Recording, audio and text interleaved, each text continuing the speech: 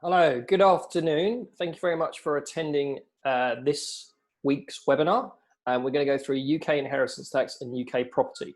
So quite a niche subject in the fact we're doing one tax in one country and one asset in one country. But it does actually apply to anyone that owns a property in the UK. So we'll go on to some of those details on that. Quite a short one. So we're just going to go through some of the facts. Got a couple of examples, and then we've got some myths around it. So a couple of questions to go through. Inheritance tax in general is quite complicated, especially in the UK. And there are lots of different allowances, there's lots of different ways to mitigate it. And although broadly I've gone through some of the solutions at the end, actually what you need to do is get in touch with us and we'll give you advice because everyone is slightly different in that case.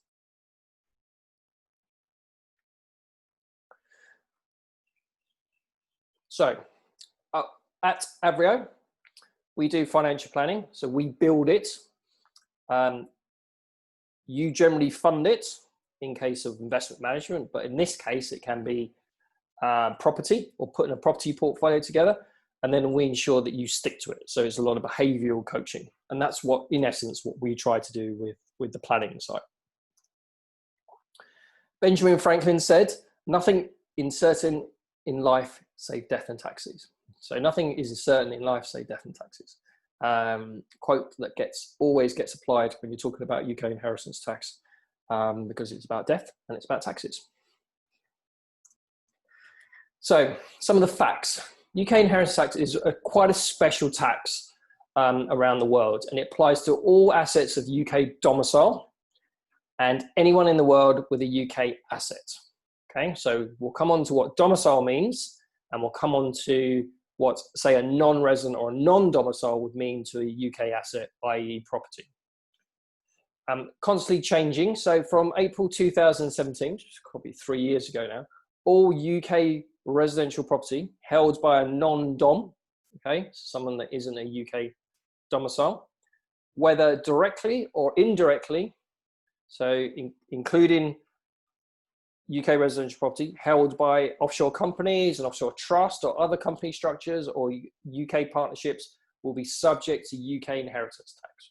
So what this means was someone would used to come and buy a house in Mayfair, stick a British Virgin Islands company around it, and then what you do is you wouldn't sell the property, you'd sell the company.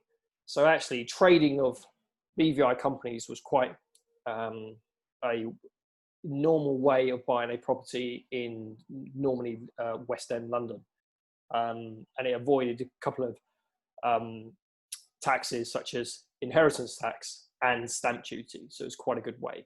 The HMRC obviously could cotton onto this and try to change it, so that's a big change. So domicile is very different from residency. So British domicile, such as myself, living overseas and resident for several years in another country, could still be subject to UK inheritance tax. And this is on worldwide assets, so including properties in other countries. And I've got an example of this coming up shortly.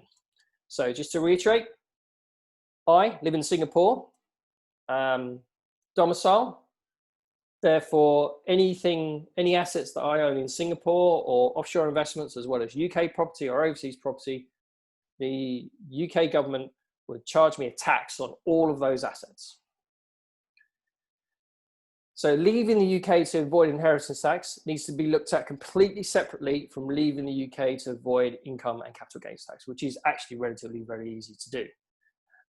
So income tax and capital gains are based on resident status, whereas inheritance tax is based on worldwide status. So in order to avoid inheritance tax, you need to lose your domicile status. And it's much wider than residence, and it's not only does it involve losing your UK residence, but also involves severing ties with the UK and showing an intention to live in a new country of residence permanently. It is a whole webinar in itself, and we do have domicile questionnaires that we will go through with people to show whether or not you can lose your UK domicile. And bear in mind that if you think you've lost it and then you move to another country, then it tends to revert back to the UK. So very subjective. please get in touch with us if you want to go through that process. You do need advice, and you do need to understand the advantages and disadvantages in trying to go through that process. So UK inheritance tax, non-residents, or probably non-domicile non-residents, if it's applied to a UK property. So inheritance tax is 40% applied to UK estates that are over 325,000. And the 325,000 is the nil rate band, and 40% tax applies to everything above this amount. So quite straightforward. Let's give you an example. So assets, UK properties, doesn't have to be one, it could be several. You add them all up. So you could have 3 buy-to-let properties, 250,000 each, 750K. Liabilities, in this case, I've assumed none, but we can add a mortgage onto it. Nil rate band, 325,000. This is one person, by the way. So total 750 minus any liabilities, which there hasn't been, and that in itself is a inheritance mitigation strategy, minus the nil rate band, and then that amount, 425,000 times 40% is 175,000 tax that your beneficiaries or your state will need to pay before the asset is transferred to the next person. Okay, very simple. Lots of caveats to that, lots of ways to get around it, lots of different scenarios where that might not apply, but it's just the broad base for it. So let's try it with a UK domicile, okay, with UK property and a couple of other assets, just to show you what the difference is. So again, UK properties, maybe 1, maybe 3. Thailand properties, I've added that into it. I've added some overseas investments, got some other assets. So total 1.3 million, 1.35 million pounds. Got liabilities on this. I've added a mortgage in of 100,000. Nil rate band 325. So we've got total assets and liabilities 1.25 million minus the nil rate band. The total taxable estate is 925,000. Times that by 40%, and your tax bill is 370,000 pounds. That needs to be settled before the properties can be transferred to the beneficiaries, to your children, to your grandchildren. I'd say wife, but there is actually some exemptions around that. For example, if you leave your estate to your UK husband or wife or civil partner, then there's no inheritance tax to be paid. But what you're doing is you're just shifting the problem down to the next person. So all of their assets will be subject to inheritance tax. If you have a non-domiciled spouse, so my wife is Kiwi, so she's non-UK spouse, which means that actually it becomes even more complicated in that inheritance tax doesn't apply to all the assets if we pass them to her. If or when a spouse or civil partner dies, then any unused part of that 325,000 can be passed to the surviving partner. So the nil rate band, 325 for one person, 2 persons, that's 650,000. So in that previous example, instead of having 325, there's 650. Okay. A few other exemptions, gifts during lifetime, and there's loads of those. For instance, you can gift £3,000 every year. You can do 250 small gifts. You can gift on weddings. You can gift out of income. You just got to work out what income is and not capital. You can gift them anything and it becomes exempt after a certain point. There's also residence nil rate bands, which again, I think is another webinar in itself, and it is particularly complicated subject to go through. So if you want advice on this, then please, by all means, get in touch and we can explain what that means. Only works for UK domicile.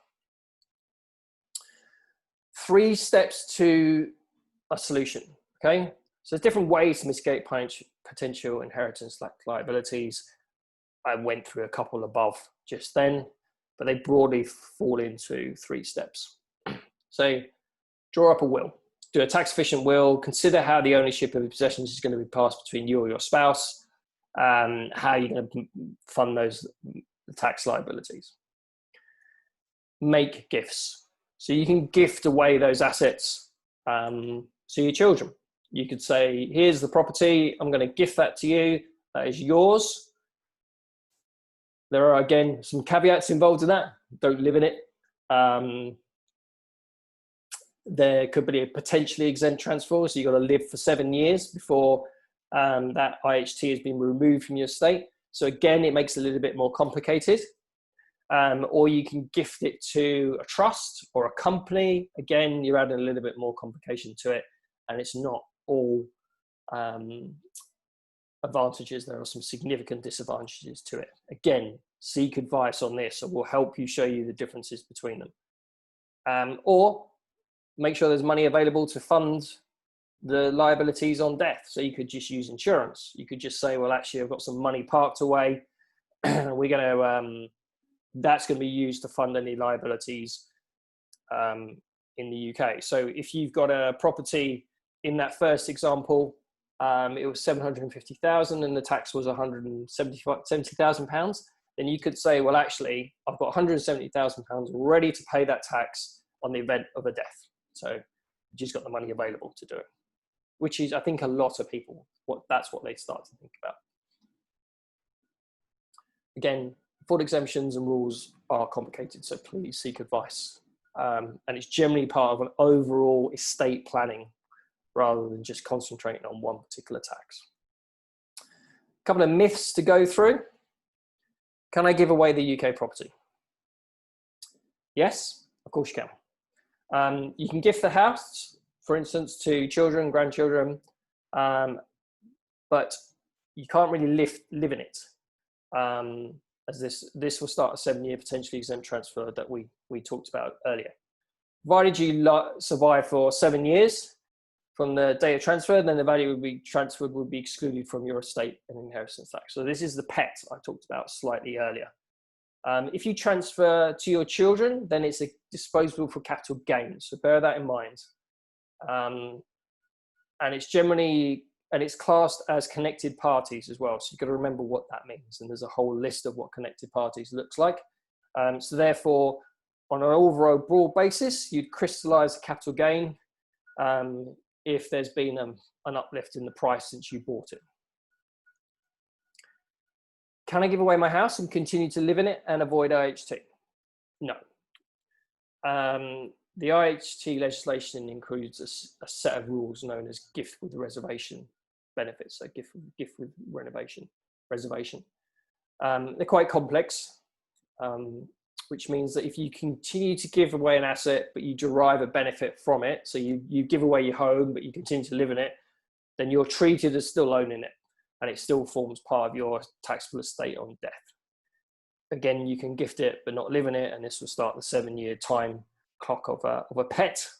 And then obviously there's the capital gains around it as well. So just bear in mind that that's what will happen if you gifted an asset but continue to live in it. Can I use a company or trust to buy property and avoid IHT? Yes and no, and it is very complicated. So this is an area that really does boil down to getting advice. There could be stamp duty on transfers. There's an annual enveloped tax or ATED on properties over certain levels.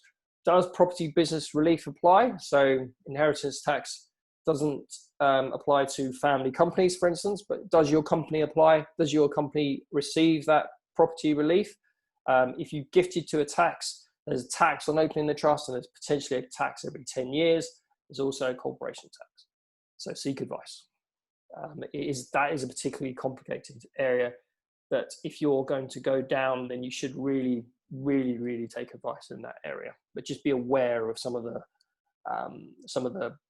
criteria and some of the things that you can do. Remember, complete financial life investments is just one part of it. So planning overall really is looking into every single aspect of it to see whether it applies. So in this case, we were talking about trying to solve one tax on one particular asset. So it's a really small part, but actually when you're trying to do planning, it's on the overall estate plan rather than that one particular asset. And we do planning. So get in touch if you want some more planning. Or if you have any questions, then by all means, just drop me an email or get in contact with me via the usual points of contact. So thank you very much, and I hope to speak to you soon.